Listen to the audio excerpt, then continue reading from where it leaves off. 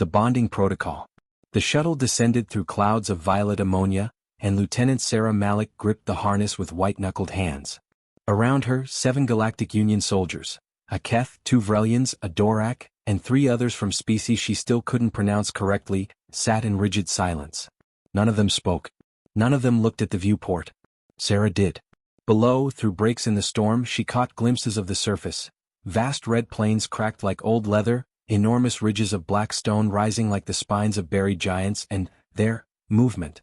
Something moved down there that was not the wind. "Lieutenant Malik," said Commander Thesavor, the Keth officer beside her. His 4 amber eyes blinked in staggered pairs, a habit Sarah had learned meant he was nervous. "You are aware that this mission has a 42% survival projection. You told me 60% yesterday," Sarah said. "We received updated data." He paused. "The Vreth have been active near the bonding plains." Sarah exhaled slowly. The Vreth. That was why she was here. That was why any human was here. The Galactic Union had been attempting to establish diplomatic and tactical presence on Vorath 4 for 11 years. In that time they had lost 4 survey teams, 2 full battalions, and 1 admiral who had, according to official records, retired early due to health concerns. Everyone knew what that meant. The planet was not merely dangerous. It was home to the Vreth, and the Vreth were not simply predators. They were something else entirely. Apex lifeforms. Hyperterritorial. Pack-bonded in ways that even the Union's most advanced xenobiologists had failed to map. They communicated through subsonic vibrations, sent chemistry, micromuscular signals, and possibly mechanisms science had not yet named. They were fast enough to outrun a ground vehicle. Strong enough to flip one. Their hide resisted standard-issue pulse fire. And they chose, always, without exception, to attack anything that entered their territory. Except, apparently, humans. The first incident had been logged as an anomaly. A human survey team pinned down in a ravine, surrounded by a pack of 12 Vreth, had somehow survived. Not only survived, the lead scientist, Dr. Amara Osei, had documented 17 minutes of what she described as investigative non-aggression behavior. The Vreth had circled, sniffed, made low sounds like distant thunder, then left. The second incident was harder to dismiss. A human soldier separated from her unit had been cornered by a juvenile Vreth. Instead of fleeing because there was nowhere to flee, she had crouched, lowered her weapon, and stared at it. The juvenile had approached. Had pressed its enormous, ridge-crested head against the soldier's shoulder. Had stayed there for 40 seconds before retreating. The third incident had caused the Union Science Council to convene an emergency session. 3 humans, armed, had walked directly into a Vreth territorial marker. The pack had emerged, 9 adults each the size of a ground shuttle, and had not attacked. Instead, the pack leader had approached, and one of the humans, Private Joseph Tanaka, 23 years old, from Osaka Station, had simply reached up and placed his hand on the creature's jaw. The creature had made a sound no recording equipment had ever captured cleanly. Low, long, resonant. Like a planet breathing. The Science Council's conclusion was uncomfortable and unprecedented. For reasons they could not fully explain, Vreth pack bonding chemistry appeared to register human biochemistry as non-threatening and potentially compatible. They theorized it had something to do with the combination of human cortisol patterns, electromagnetic resonance from the human heartbeat, and a specific protein compound in human skin that, by some cosmic coincidence, closely resembled a Vreth juvenility marker. In short, the Vretha's ancient instincts appeared to interpret humans as very large, oddly shaped members of their own kind.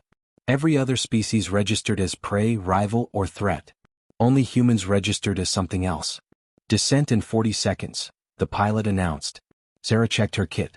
Standard gear plus the additions the xenobiology team had recommended. No pulse weapons charged above minimal setting, no sudden loud sounds, no running, and, most critically, no fear. The Vreth read cortisol spikes like a language. Terror they understood as aggression. Aggression they answered in kind. "Stay calm," she reminded herself. Commander Thesavor watched her with his staggered blinks. "You are not frightened," he observed. It was not quite a question. "I didn't say that." Sarah allowed herself a small smile. "I said I'd stay calm. Those are different things." The shuttle hit the ground with a lurch. The ramp descended. Red dust rolled in like a tide. Sarah walked out first. That was the protocol. Always the human first. The plane stretched endlessly before her, cracked and rust-colored under a sun the color of old bronze. Wind moved through the black ridges and made a sound like breathing. The air tasted of iron and something electric, something alive.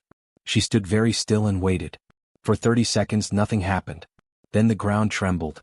A low vibration she felt in her chest before she heard it. Coming from the east ridge. Growing. Commander Vor's voice came through her earpiece, tight with controlled fear. Vreth pack. 12 to 15 individuals. Lieutenant, your orders say you are to establish contact but you are not required to. I know, she said quietly. She unclipped her helmet and held it under her arm. Bare head, bare face. She'd been told the visual of an uncovered human face registered differently to a Vreth than a helmeted one. Something about the symmetry.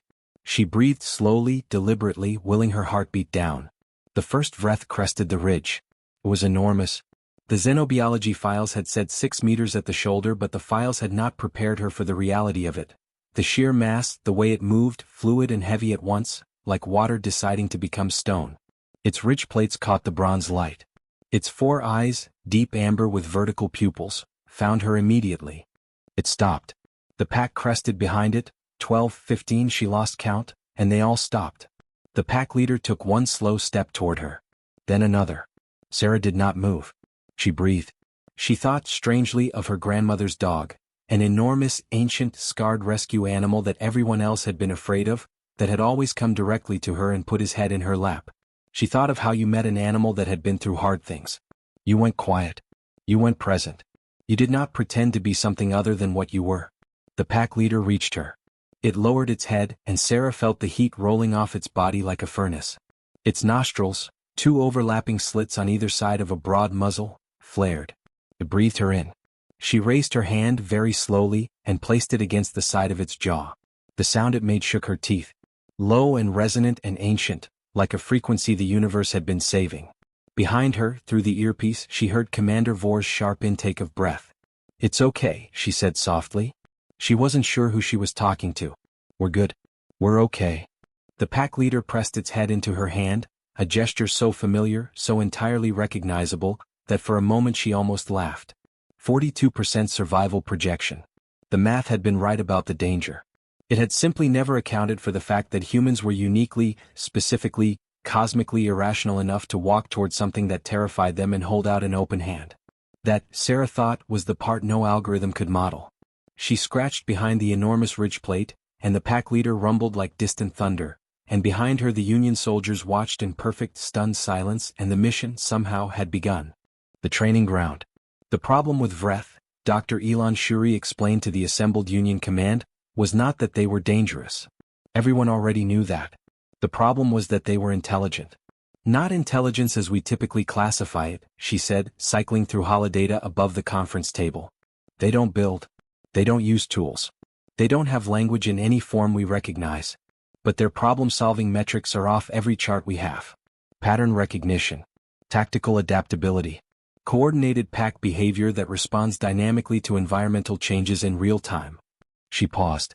They learn faster than we do. General Kovac, a heavily built Dorak with gray-striped plating along his shoulders, did not look pleased. Your point, Doctor? My point is that if we want the Vreth to serve as allied units on Vorith 4, which is the mission objective, we cannot simply train them. We have to earn their intelligence. They have to choose us. Silence. Then, and the humans? Dr. Shuri glanced at Lieutenant Sarah Malik, who sat at the far end of the table looking like she hadn't slept in several days, which was accurate. The humans, Dr. Shuri said carefully, appear to be the only species on record that the Vreth will allow to attempt this. Sarah had spent 3 months learning. Not from manuals. Manuals were useless for this. She had spent 3 months on the plains with the pack, sleeping at their perimeter, eating near them, letting them learn her as she learned them. She had named them because she was human and humans name things, and she had quickly discovered that naming something changes how you see it. The pack leader was Kova. Not because it was a Vreth name, they didn't use names as far as anyone could tell, but because Sarah needed something to call the enormous, ridge-crested presence that had started appearing at the edge of her sleeping area at dawn, watching her with those amber eyes until she woke up. Kova was calculating. That was the word. Every interaction was measured, assessed, filed somewhere behind those vertical pupils. Sarah had learned to read the ridge plate angles. Forward meant curiosity, flat meant warning, raised and fanned meant the kind of threat display that made her earpiece crackle with alarmed voices from base camp. She'd learned to answer those displays not with retreat, Retreat triggered chase, but with stillness and with sound. Low humming. Slow breathing. The rhythm of non-threat. The pack had taught her what calm looked like in their language, and she had translated it back into human behavior, and it had worked, and she was still not entirely sure why. The training, when it began properly, was the strangest work she had ever done. There were 7 human handlers selected by the Union's Xenobiology division. All had been assessed for cortisol regulation, emotional stability, and, this was the criterion that had raised the most eyebrows, what the assessment psychologist had called animal empathy quotient. The ability to read and respond to nonverbal cues from non-human organisms. To be present with something that could not speak to you and to communicate anyway. Every military species in the Union had handlers who worked with animals. The Keth used grethers, massive 6-legged pack animals, as transport. The Vrelians bonded with their chorus birds, symbiotic creatures that enhanced their echolocation in combat. The Dorak kept war beasts that were essentially armored reptiles trained through very clear and simple reward-punishment structures. None of that worked with Vreth. We tried reward-punishment structures in the first year, Dr. Shuri had told Sarah early on, reviewing old files. Standard behavioral conditioning. The Vreth learned the patterns immediately. She had paused, something uncomfortable in her expression. Then they began conditioning the trainers. Responding to specific behaviors from the trainers to see if they could produce reliable patterns in the humans. Within 2 weeks, the trainers were responding to the Vretha's cues without realizing it. Another pause. The session had to be terminated when we realized the animals were running the experiment. Sarah had found that hilarious. She was possibly the only one who had.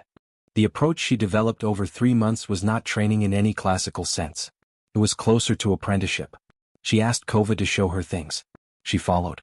She watched how the pack hunted, the extraordinary distributed intelligence of a coordinated group that could split, redirect, feint, and converge without a single signal she could detect. She watched how they navigated the ridgeline terrain at speed, how they used subsonic vibrations to communicate over distances, how the juveniles practiced skills that would take years to fully develop. She stopped thinking of them as animals she was training. She started thinking of them as colleagues she was learning from. Kova, for reasons Sarah could only theorize about, seemed to find this acceptable. The breakthrough came in the 8th week. Sarah had been attempting to establish a simple directional cue, a pressed palm signal asking the pack to move left. She had been trying variations for 4 days. Nothing was working. The pack watched her attempts with what she had come to recognize as patient, faintly amused attention. On the 5th day, Kova had walked up to her, pressed its enormous head against her palm, and then turned left. It had shown her what the cue should be. She had stood there for a very long moment, hands still warm from Kova's heat. Then she had pressed her palm to Kova's jaw deliberately in the same placement and waited. Kova turned left. Did that just... Private Tanaka, who was observing from 50 meters away, had started to say. Yes, Sarah said. The Vreth just taught you how to give it a command. Yes. Another long pause from Tanaka. That's either amazing or terrifying. Both, Sarah said. Mostly both. By month 3, the 7 human handlers had working tactile cue vocabularies with their primary Vreth partners. Not commands in any traditional sense.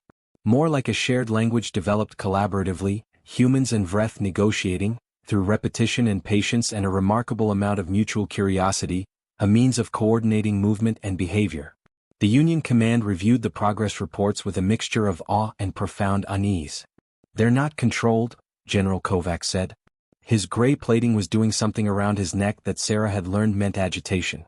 They're cooperating. That's not the same thing. No, Dr. Shuri agreed.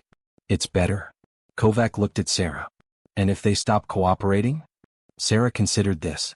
She thought about Kova, about the amber eyes and the thunder sound and the way the pack leader sometimes appeared at her sleeping area at dawn, not as a threat but as, she had no other word for it, a presence. Something checking in. Something that had made a decision about her. Then we'd have failed to deserve it, she said. And that would be on us. Kovac's plating moved in the pattern that meant he deeply disliked her answer and was going to use it anyway. Progress, Sarah thought, continued. First contact in the dark. The Ekari came from the dark side of the planet. No one had known they were there.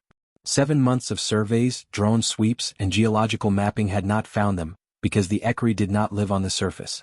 They lived in the deep network of underground tunnel systems that threaded through the bedrock of Vorath 4 like the roots of an ancient tree, moving through magnetic substrate with organs that human science had not yet categorized. The first seismic sensors had registered them as geological activity. Then the first handler went missing. Private Diallo was 24 years old and had the second highest animal empathy quotient in the program. His Vreth partner, a large female Sarah had named Vash, was by every measure one of the most responsive animals in the pack. Diallo and Vash had been running a perimeter check in Sector 9 when both of them simply vanished from sensors. The search team found the tunnel entrance 3 hours later, half hidden under a collapsed stone shelf. The ground around it showed signs of something having been dragged. Both directions. The Ekari are not known to this region, Commander Thesavor said carefully, reviewing the data at the emergency briefing. His amber eyes blinked in their staggered pattern. Faster than usual, Sarah noted. Much faster. There are records from the pre-collapse era suggesting this species may have been present on Vorath IV's subsurface during early geological surveys, but those surveys were considered incomplete, Dr. Shuri supplied, her voice flat. They were considered incomplete. Yes. The Union's files on the Ekari were sparse and not reassuring. They were classified as Omega-tier territorial organisms. Subsurface ambush predators. Capable of coordinating attacks across distances of up to 4 kilometers through the tunnel network. Their sensory systems operated on electromagnetic and chemical spectra that made them essentially invisible to standard detection equipment until they chose to act. No known bonding interactions with any species. We need to go in, Sarah said. Silence around the table. Even Dr. Shuri looked at her. Private Diallo is down there, Sarah said. Vash is down there. We have 7 months of work invested in a cooperative relationship with the Vreth pack, and one of that pack's members is currently in an underground tunnel system with an unknown apex predator that the Union has 0 successful contact record with. She looked around the table. I'm going in. You cannot take the Vreth into the tunnels, Commander Vor said. They are surface animals. The tunnel dimensions. I know, Sarah said. I'm going alone. She didn't go alone. Tanaka insisted on coming. Private Ewan, the third highest empathy quotient in the program, also refused to stay behind. Sarah accepted this because she understood it. They were pack-bonded now, all 7 handlers, in the specifically human way that meant no one got left behind if there was any alternative. The Vreth, she sometimes thought, had recognized this instinct in humans long before the Science Council had started explaining it. The tunnels were absolute dark, broken by the narrow beams of their lamps. The walls were smooth, worked, not natural formation but shaped, slowly, over enormous spans of time by organisms that had been here when the surface world was still cooling. The passages were wide enough for humans moving in single file. The air was mineral and cold and carried currents that seemed to move with intention. Sarah had turned off her earpiece. The signal was too degraded to be useful, and the faint crackle of static would give them away. She moved by touch and sound and the particular quality of attention she had been developing for 7 months. The practice of being present without projecting, of reading an environment through what it offered rather than what she expected. They had been underground for 40 minutes when she first felt it. Not a sound. A pressure change. Subtle, directional, the air moving differently from the left passage than from the right. A rhythm in it. Something breathing somewhere ahead. She stopped. Raised her fist. Tanaka and Ewan froze. In the dark, something moved. Ekari were nothing like the Vreth. Where the Vreth were massive and powerful and warm, the Ekari were. Her lamp caught the first edge of one, long, sinuous, many-limbed, built along lines that suggested pure efficiency of motion. It moved along the tunnel wall with a flowing, segmented grace that her brain initially refused to process as a single organism. 6 meters long, perhaps more. Eyes, if they were eyes, that reflected her lamplight in deep violet. She counted 4 of them. Then 6. Then stopped counting. Don't run, she said very quietly to Tanaka and Ewan. It was not a necessary instruction. They knew. But saying it helped her too. The Ekari surrounded them without rushing. Methodical. The way you'd move around something you were studying. The way Kova had moved around her on that first day on the plains. Sarah slowly, deliberately turned off her lamp. In the absolute dark, she heard Tanaka make a soft, involuntary sound. She reached back and found his wrist and held it. Steady. She heard Ewan breathing in the careful pattern they'd all developed, the cortisol management technique that the xenobiology briefings had described with clinical detachment and that they lived in actual practice as, feel the fear, then breathe through it, then choose what to do next. She waited. One of the Ekari approached. She felt its electromagnetic field before she felt its heat, a faint, prickling awareness along the hairs of her arms. It was close. Very close. Sarah thought, I'm not prey. I'm not a threat. I am something you haven't decided about yet. She exhaled long and slow. The Ekri's electromagnetic output changed. She felt it, a shift in that prickling awareness, a different frequency. Something adjusting. In the dark, she slowly raised her hand. For 11 seconds nothing happened. Then something touched her palm. Cool, smooth, moving, the tip of a limb or an organ she couldn't tell. Exploratory. Careful. She did not flinch. Somewhere deeper in the tunnel, a voice. Sarah? Diallo.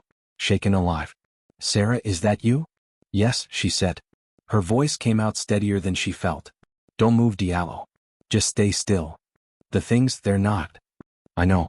Stay still. The Ekri that had touched her palm made a sound she had no reference for. Not subsonic, higher, almost crystalline, a frequency that seemed to come from the walls themselves as much as from the creature. The others responded. The same sound in overlapping layers, building into something that her brain after a long moment chose to categorize as communication. They were talking about her. Vash appeared from the dark, the large Vreth female, her body crouched low to navigate the tunnel ceiling, moving with the careful deliberateness of an animal deeply outside her comfort zone. She pressed against Sarah's side. Warm. Solid. The weight of something that had made a choice. The Ekri went still. Sarah understood in that moment, something she would spend months later trying to explain to the Union Science Council. The Vretha's endorsement had meaning here. In the subsurface world of the Ekri, the Vreth were known. And something that the Vreth stood beside was worth examining more closely than immediately consuming. It wasn't trust. Not yet. Trust took time, and time took return visits, and return visits took courage that had to be continuously chosen. But it was a beginning. Diallo and Vash emerged from the dark to stand beside her. The Ekri watched. The crystalline sound moved through the tunnels like water. Above them on the surface the Union waited. Below, in the dark, 3 humans and 2 Vreth stood at the edge of something new, and none of them ran, and that, as always, was the whole of it. What the Union could not understand. Union diplomatic vessel Horizons stand, orbit above Vorith 4 2 years later. Ambassador Veltheros of the Keth hegemony had reviewed every available report on the Vorith 4 program. He had read Dr. Shuri's papers, watched the documented footage, studied the tactical analyses and the xenobiology briefs and the behavioral science addenda that had been appended, revised, and argued over for 2 years. He was a scholar of alliance building. He had facilitated 37 successful diplomatic agreements in his career. He had worked with humans before. He still was not prepared for the briefing room. Lieutenant Commander Sarah Malik, she had been promoted twice in 2 years, a rate the Union Personnel Office had noted as unprecedented and then quietly filed, sat at the center of the table. On either side of her sat Private Tanaka and Private Diallo, both promoted as well, both carrying the particular quality of stillness Veltheros had noticed in people who had spent extended time in genuinely dangerous environments. Not tension. Something else. A readiness that had learned to look like calm. But it was not the humans that made him pause. Crouched along the far wall of the briefing room, the wall that had been specially reinforced and the atmosphere recalibrated, was Kova. The Vreth pack leader regarded the assembled ambassadors with amber vertical pupil eyes that showed approximately no interest in being regarded back. Its ridge plates were in the flat, neutral configuration Veltheros had learned from the briefing materials meant resting alertness. At Malik's feet, pressed against her leg, a juvenile Vreth called Shar had fallen asleep, its enormous head creating a visible dent in the reinforced floor's padding.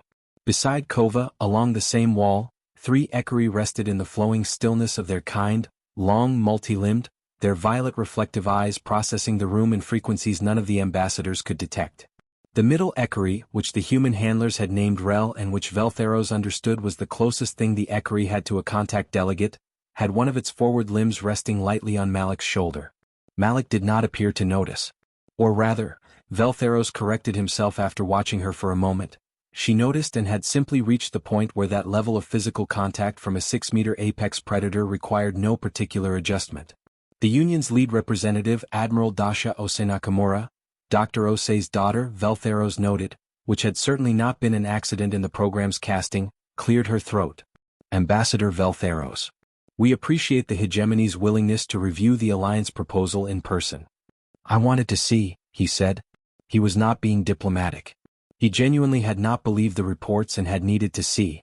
The proposal, Admiral Ose Nakamura continued, is for joint deployment of human Vrethekri units in contested zones along the outer arm. The Vreth provides surface rapid response capability that exceeds any existing Union asset. The Ekri provides subsurface intelligence and tunnel combat ability that is, frankly, unmatched. And the human handlers serve as the coordination layer that makes the whole system function. Veltheros looked at Malik. You are the coordination layer.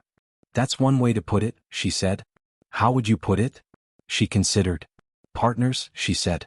With different strengths. We're the ones who can talk to everyone. This was the thing Veltheros was here to understand. Because it was not, as the initial reports had implied, merely a matter of human biochemistry happening to register pleasantly to Vreth chemical sensors. It was not simply a happy accident of protein compatibility. In 2 years, the human handlers had not merely maintained the initial contact. They had developed it, extended it. The relationship with the Ekri had grown from that first underground encounter into something the Science Council was still struggling to classify. 3 other apex species on Vorith 4, the Thrak Ridge Stalkers, the Atmospheric Colon, and the Burrowing Voreal colonies, had each been approached and each had, in time, allowed contact. Not because of biochemistry. The biochemistry was different with each species. Because of something else. Something in the quality of the human's attention. Their willingness to enter genuinely dangerous situations and remain non-threatening not through the absence of fear but through its management. Their capacity to sit with uncertainty and not resolve it through aggression. The way they communicated curiosity instead of threat even when facing something that could kill them. Other species were brave. Keth soldiers were formidably brave. Dorak warriors were legendary. Vrelian scouts operated with a mechanical fearlessness that was almost inhuman in its consistency. But bravery, Veltheros had begun to understand, was not the right word for what the human handlers had. I've been trying to find the right term, Dr. Shuri had told him in a pre-briefing conversation. The closest I have is relational courage. The willingness to remain vulnerable in pursuit of connection, even when connection might kill you. She had paused. Most species resolve the cognitive dissonance of fear by fighting or fleeing. Humans have a third option that is, neurologically speaking, extremely unusual. They can hold the fear and choose to remain present anyway.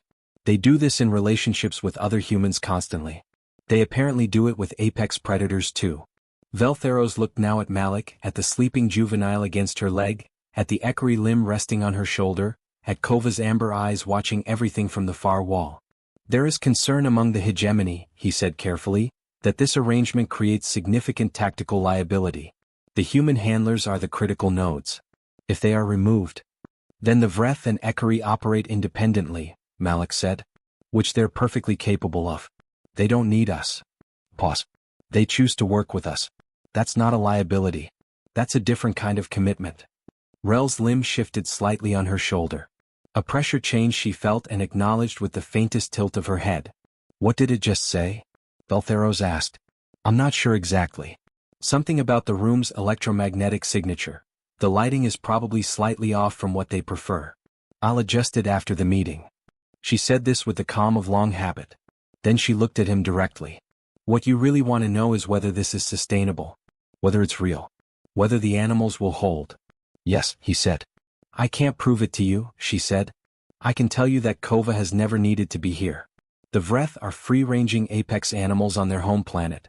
Nothing compels them to enter this facility, climb into transport vehicles, operate in unfamiliar terrain, or sleep in modified cargo holds while we cross star systems. They do it. She glanced toward the far wall. Kova went into a burning building on Vorith IV's south continent 6 months ago to pull Diallo out of a collapsed structure. Not because we trained it to. Because Diallo is Pac. Veltheros absorbed this. He looked at the sleeping juvenile. He looked at Rel's limb on Malik's shoulder. He looked at Kova's amber eyes, which, he was increasingly certain, were looking back at him with considerably more assessment than he had initially given them credit for. He thought, with the kind of uncomfortable clarity that comes at important moments, that he was in a room with several of the most dangerous organisms in this sector of the galaxy, that they were all calm, that the reason they were all calm was a group of humans who had simply refused to behave in the way that every other species would have, and that this was either the most strategically significant development the Union had seen in a generation or something he lacked an entirely category for. Possibly both. The hegemony, he said slowly, will review the alliance proposal favorably. Kova's ridge plates shifted, forward just slightly. Curious. Veltheros, diplomat of 37 agreements, decided that the Vreth was probably not reading his cortisol levels with any accuracy and that he was certainly not going to think about whether it was. He was also absolutely certain he was not going to mention the whole situation at his next dinner party. Some things, he reflected, you experienced and simply had to sit with. The Battle of Vorith Crossing, year 2391. The Requisant Collective struck at 0300 hours station time. They came in 3 waves. First, the EMP barrage that knocked out base sensors and communication relays across a 200-kilometer arc, then the ground assault in the Western Corridor, and finally, the move the Union had not anticipated, a deep subsurface insertion of Requisant combat units into the tunnel network beneath the settlement. The Requisant Collective had fought the Galactic Union for 11 years. They were experienced. They were well-equipped. Their tactical AI operated 12,000 decision trees per second and adapted in real time to defensive patterns. They had studied every Union engagement record available and had identified the primary weakness in the Vorith 4 defenses. The human Vrethekri units were experimental, small in number, and had never been tested in full-scale combat. They had been correct about all of this. They had failed to account for what the units would actually do. Sarah Malik was asleep when the attack began. She was awake 3 seconds after the first tremor, not the EMP tremor, the other one, the vibration through the facility floor that was not mechanical. She was out of her bunk before her alarm activated, because Kova was outside the facility wall and Kova was moving. All handlers, all positions, she said into her comm, which was still working because human handlers, following a lesson learned from an early training exercise, maintained backup analog emergency channels that the EMP had not reached. Full deployment, zero hesitation. She did not wait for acknowledgement. She was already running. Outside, under the bronze-dark sky, Vorith IV's outpost was chaos. Requisant transport vehicles had broken through the western perimeter. Union soldiers were pulling defensive positions. Fire from multiple directions. The kind of organized violence that tactical AIs produced, clean, efficient, calibrated. Kova met her at the facility door. The pack leader was in the configuration she had come to know as combat ready. Ridge plates fully raised, body low, the subsonic vibration she felt in her chest more than heard already building. Around Kova, the pack, 23 adults now, the cooperative arrangement having drawn more Vreth from the surrounding territory over 2 years, spread in the loose distributed formation they used for coordinated movement. Not commanded. Chosen. Sarah pressed her palm to Kova's jaw. Felt the heat. Felt the thunder. Then she pointed west. What the Requisant tactical AI had not modeled was what 23 Vreth at full engagement looked like in open terrain. The files had data on individual Vreth. They had data on small pack encounters.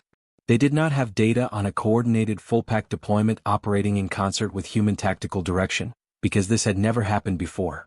It happened now. The Vreth did not attack the way animals attacked. They moved as a distributed system, splitting, redirecting, using the terrain with an intelligence that anticipated the Requisant tactical AI's adaptations 3 moves ahead. Some came from underground angles where the rock shelf terrain allowed. Some came from above, using the black ridges as launch points for descents that the Requisant vehicle's targeting systems had not been calibrated for. Some moved straight in, drawing fire, while the others flanked.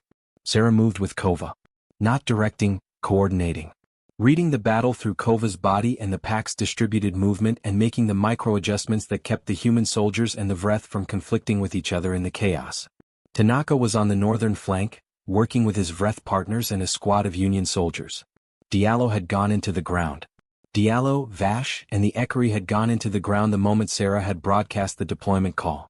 The Requisant subsurface insertion team was composed of 16 elite combat units.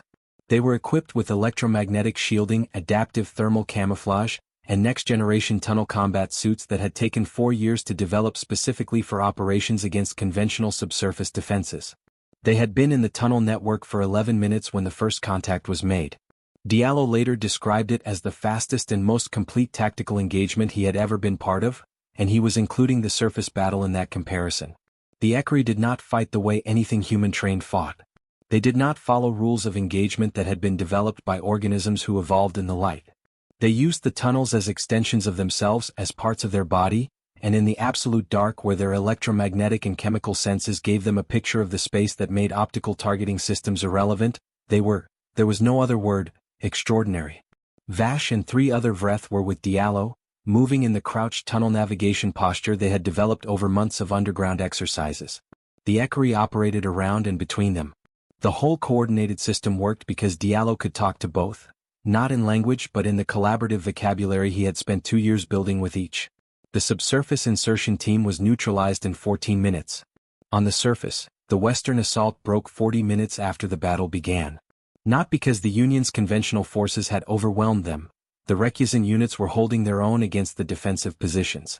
The assault broke because 23 Vreth moving in coordinated pack formation through terrain they knew intimately at speeds the combat vehicles could not match had turned the tactical AI's clean, calibrated plan into something unmanageable. Sarah was there when the Requisite commander issued the withdrawal order. She was crouched beside Kova at the top of a black ridge, watching the Requisite transports pull back through the dawn light. The pack was around her. The sound they made, subsonic, layered, complex, moved through the ground under her boots and up through her body. She knew by now enough to read it. Not perfectly. Never perfectly. But enough. "I know," she said quietly. "Me too." In the aftermath, the Union's tactical review team spent 3 weeks analyzing the battle. Their report, which ran to several hundred pages, contained one section that the Union command had asked to be written simply, in language accessible to non-specialist readers, for distribution to diplomatic and strategic bodies across the member species. The section was titled, Human-Led Multi-Species Unit Performance, Vorath 4 Engagement, Year 2391.